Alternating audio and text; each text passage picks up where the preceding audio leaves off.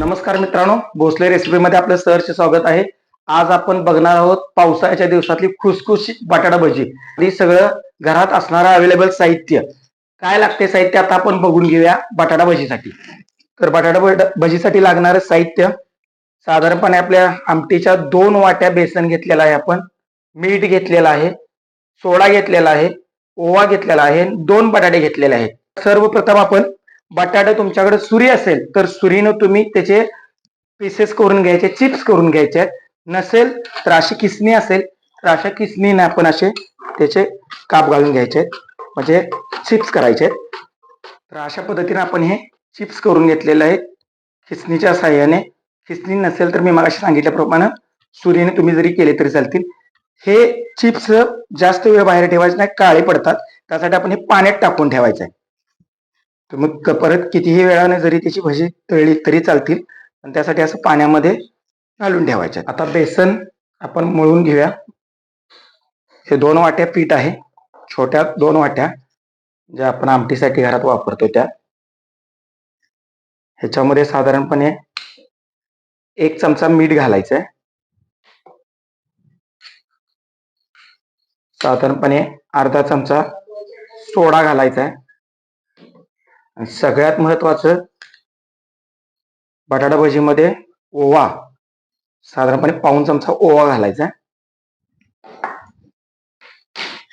ह्याच्यामध्ये पाणी घालून हे हाताने स्मॅश करावं लागतं. चमच्यानं वगैरे हे मिक्स होत नाही व्यवस्थित. त्यासाठी आपण हे हाताने अशा पद्धतीने, जास्त पातळ किंवा जास्त घट्ट करायचं नाही, अशा पद्धतीनेच बेसन झालं पाहिजे. ह्याच्यापेक्षा थोडंसं आणि जर पाणी घातलं तरी ठीक आहे, चालेल. पण जास्त पातळ झालं तर चिप्सला आपल्या पीठ चिकटत नाहीये आणि ते सगळं तेलातूनच होतं. अशा पद्धतीने पीठ झालं पाहिजे. आणि सगळ्यात महत्वाची टीप, जे की बाजारामध्ये आपल्याला बेसन मिळतं ते बारीक असतं, ते बेसन अजिबात वापरायचं नाहीये. त्याच्यामध्ये वाटाणा वगैरे मिक्स असतो, ते चांगलं होत नाही. मोठं बेसन दळलेलं असतंय ते मागून घ्यायचं, भज्यासाठी किंवा वड्यासाठी लागणारं मोठं बेसनचं पीठ, जेणेकरून ते असं हाताला लागलं पाहिजे मोठं. आता तेल तापले का बघून घेऊया आपण. जरा पाणी मारले कळत नाही. तेल तापलेलं आहे. मग अशी काढलेल्या बटाटा चिप्सच्या आपण असं थोडंसं पिळून पाणी काढून घ्यायचं. चिप्स असं पकडायचं, असं असं खालवर फिरवून त्याला परत झाडायचं, असं उलट करून कढईमध्ये सोडायचं, खालती वरती असं परत झाडायचं, परत उलट करायचं, मग सोडायचं. घरात भजी तयार करायचं म्हटलं तर 5 ते 7 मिनिटं म्हणजे खूप वेळ झाला. 5 ते 7 मिनिटात नाश्ता तयार.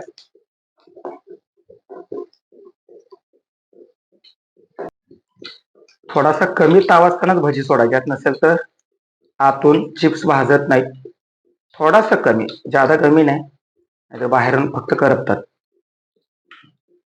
आता पलटी करून घ्यायचे आहेत आपण.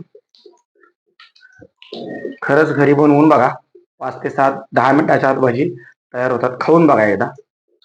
ह्याच्याबरोबर आपण चटणी हवी असेल तर खोबऱ्याची चटणी किंवा मिरच्या तळून खाल्लं तरी चालेल. आपण ह्याच्याबरोबर खोबऱ्याची चटणी आता बनवून घेणार आहोत. तर भजी भाजल्यात का ओळखण्यासाठी थोडंसं असं दाबून बघायचं. कठीण झाले तर भजी पूर्णपणे तळून झालेले आहेत असं समजायचं. आता भजी आपण काढून घ्यायचे.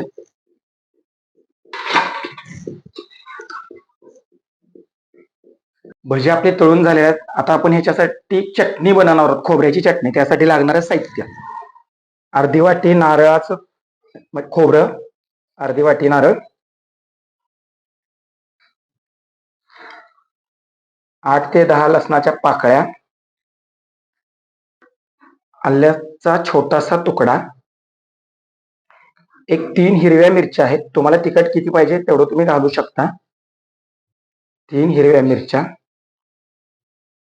अर्धा चमचा साखर,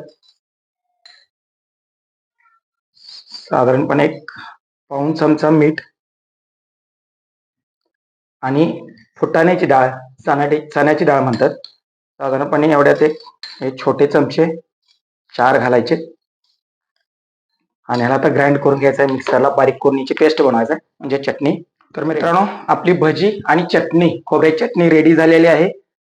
ठीक आहे, तर तुम्हाला एक भज मोडून दाखवतो बघा किती खुसखुशीत आहे भज. आणि चटणी देखील बघा, तुम्ही मिरची बरोबर पण खाऊ शकता, चटणी करावं असं काही नाही. बघा किती खुसखुशीत भजी आहेत. चटणी तुम्हाला जितकी घट्ट किंवा पातळ जशी पाहिजे सर पाणी घालून तुम्ही करू शकता. तर मित्रांनो रेसिपी आवडली तर भोसले रेसिपी या चॅनलला YouTube वरती जाऊन लाईक करा, शेअर करा, सबस्क्राईब करा.